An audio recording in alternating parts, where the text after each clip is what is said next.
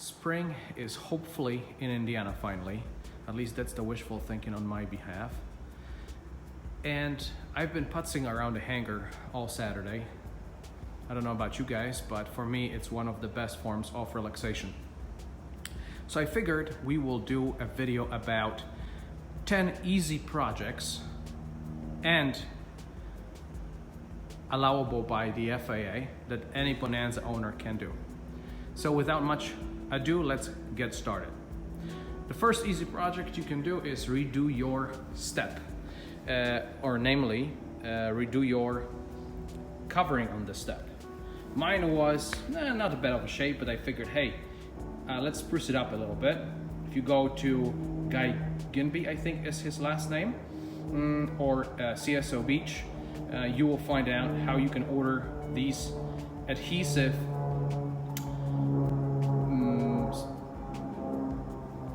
I don't know what you call them, pads for the step. The way you remove the old material from the step is MEK. Just make sure you wear some protective gloves because this stuff will give you cancer. And once you clean it all up, you just peel and apply. And I've done my two-tone because I felt adventurous. And it turned out okay. It adhered pretty well. And it looks, I'd say, very reasonable. At least it looks better than the kind of slowly deteriorating old material. So that's item number one. Item number two, lubrication. LPS 1, 2, and 3. Very simple. LPS 1 is used on one thing, and one thing only, is the flap limit switch rollers. LPS 2 is used pretty much on everything on the aircraft, and LPS number 3 is used on the wing bolts. And as you see, I've wrote on the cans just so I remember this. Let's start with number 3. Number 3 forms this kind of waxy surface. It dries and it forms kind of the waxy protective coating, if you will. And what you can do with this is you can just pop off. Let's see if I can get this. You can pop off your wing covers, wing bolt covers, and you can spray this area. Well, also make sure before you do that is that you have this hole open, that there's no water or any moisture that's been pooling in here. And take your red straw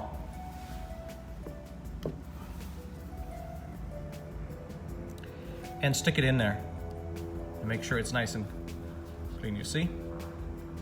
And red straw only, so that you don't damage the corrosion coating, anti-corrosion coating, I should say.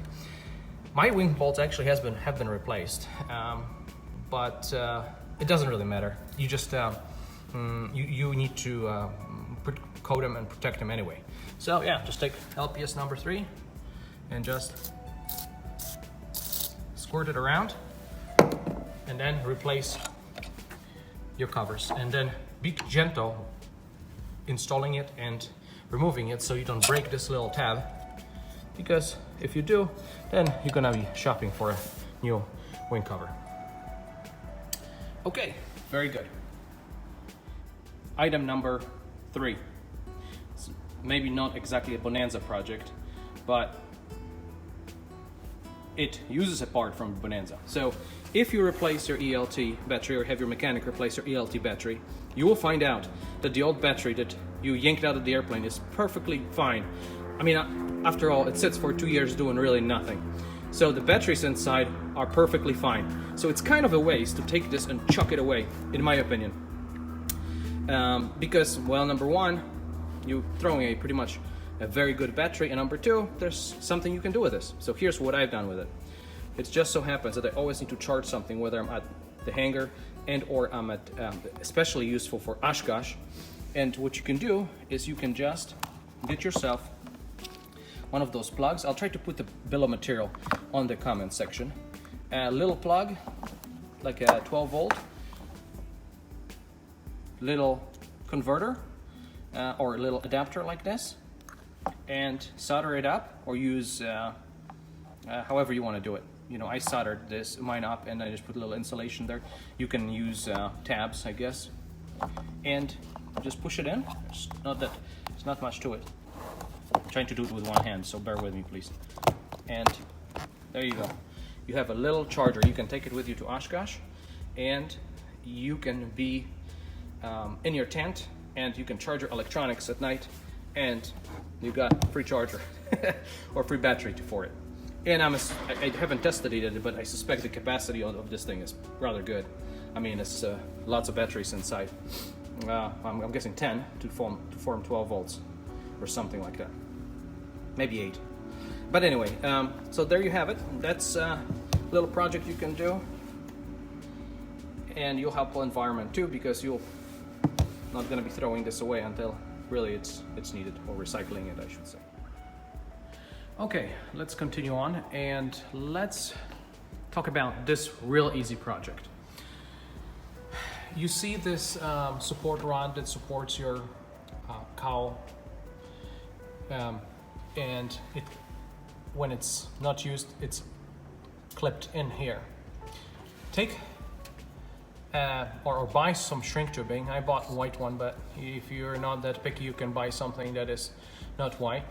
Stretch it slightly, slide it over this rod, and then heat shrink it. This will give you a very nice buffer here, so that when you clip it up here, it is not going to rattle. It's going to be nice and snug. Mine, if I didn't have that, mine would obviously stay here. It would clip in here just fine, but it would just vibrate, and I'm trying to isolate all of the points of vibration on the engine, so I figured this will prevent the wear and also will reduce the vibration, so you kill two birds with one stone, so to speak. While we are here, I actually just flew, so I am venting the engine. This is kind of a habit. Just vent the hot moisture out of the crankcase right after landing. But anyway, it's not what I want to talk about. I wanted to say, hey, periodically replace this gasket here. Again, you can buy this from the same person that sells that step for the Bonanza. You can buy these, and these are real nice quality. They're made out of a baffle material, real durable. Mine was, I don't know, mine was kind of deteriorating, so it takes 5 seconds, and that way you ensure that you're not going to have the oil spilling all over the engine. And I think that sometimes these are neglected because nobody really looks underneath the fuel dipstick. I'm sorry, oil dipstick cap. Okay. Next. So, actually, let's go here.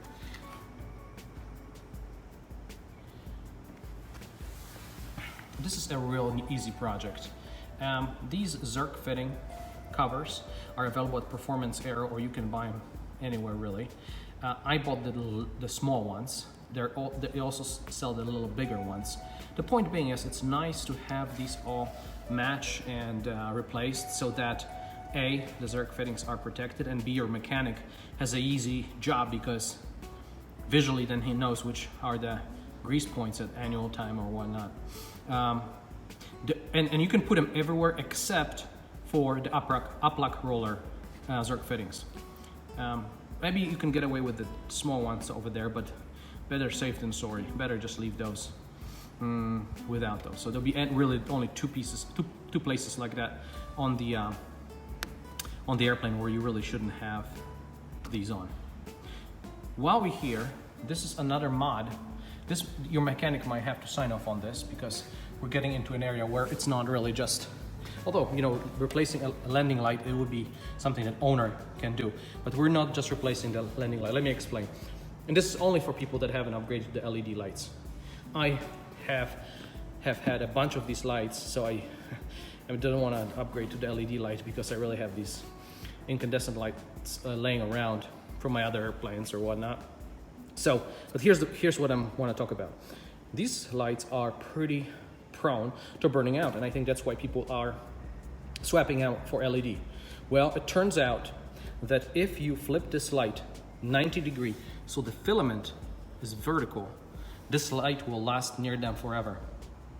I've had this light in this orientation for almost since I bought this airplane, so, which is go over 2 years, and it's been working like that. But you know, in order to twist it, I suppose maybe your mechanic would have to sign off on it. There's also a mod kit that Beechcraft sells with some additional gaskets and things that would allow you to complete the modification, and that definitely needs a mechanic signature or sign off. But this is a real good, inexpensive project that you could do to preserve this landing light, and I am betting that if you do this, the landing light will last forever. And let me just kind of show you, maybe that's another thing. Another thing about the Bonanza that I would like to share with you. This is where I learned about this light trick, from this book called Calvin's Clinic. This is the 2005 edition. It's been revised, but there's a lot of information, a lot of good information about just Bonanza's maintenance and that kind of a thing. But in here, he actually discussed this trick with the landing light, so I just picked up that from this book, and it works. Okay, let's move on to another easy project you can do for the Bonanza. I might have covered that on one of the other videos, but I have a new interior, and I also happen to have 3 kids, so which sit here, and I wanted to preserve the interior as long as possible. So you can go to the aviation department at Menards, and you can buy this. This is a carpeting cover with a little perforations or little nodules underneath it, and this will just go into your carpet, and this stays put, and then you can notch it out or whatever, cut it out real nicely so it'll cover this, and they sell it by the yard. My point is, this is very, very light, so the weight penalty for this is going to be negligible.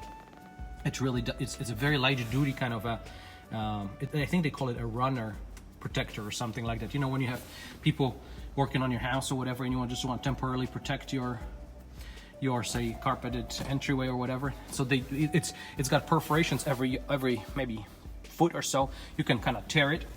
But anyway, it's very, very light duty, and that's what we want. We don't want anything heavy duty here like automotive car mats or whatnot, because it's just gonna weigh, the weight penalty is gonna be too much. Okay, let's move on. I'm gonna go in no maybe apparent order here, but I'm wrapping up, I think, all of the projects that I wanted to share. This is an interesting one here.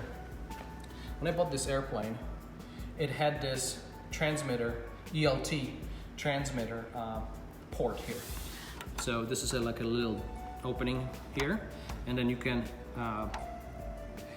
actually turn on the ELT. And what this is really used for is if you wanted to test the ELT, like if you do the replacement of the ELT battery, then well, obviously you need to test it, or you have your mechanic test it. Well, it's much easier to flip that switch from here than do it from the inside where the ELT is, which is right over there, and you have to shove your arm in there. It'll be really, it's really actually the switch on an ELT. Oh, yeah, I'm talking ELT 10 here.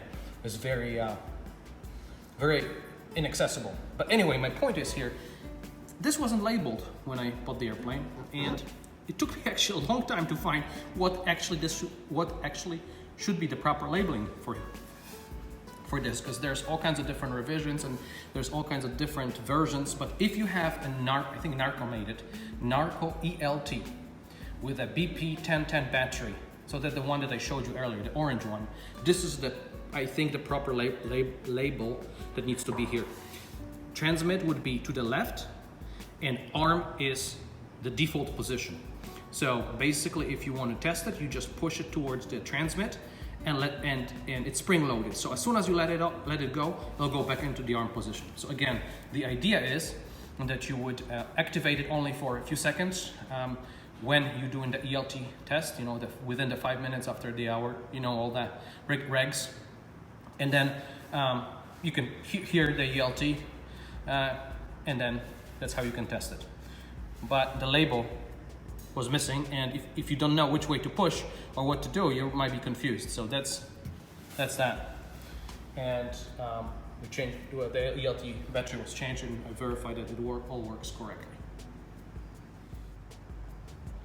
The last tip that I will share with you it's not really a tip, but maybe something that will save you a lot of headache, is, you know, you have this nice executive table here, and I've got a charging port here. After I bought this airplane, I thought it would be nice to have like an USB charger that's plugged in there, you know, so the kids can charge their electronics. And I bought this one, or Oki or whatever, and looks pretty nice. It's got 2 ports, and I plugged it in, and I really didn't have anything plugged into the USB. And then I'm getting all this static on the radio, and I've been really scratching my head, what's going on? And the static wouldn't start right away. That was the most insidious aspect of this whole thing. It would start maybe 30 minutes into the flight, or 45 minutes into the flight, right? So that's why I thought maybe something to do with things heating up or whatever. Maybe actually it is with electronics heating up. But really the root cause was this little bastard was causing all the interference in the radio. I pulled it out and problem was solved.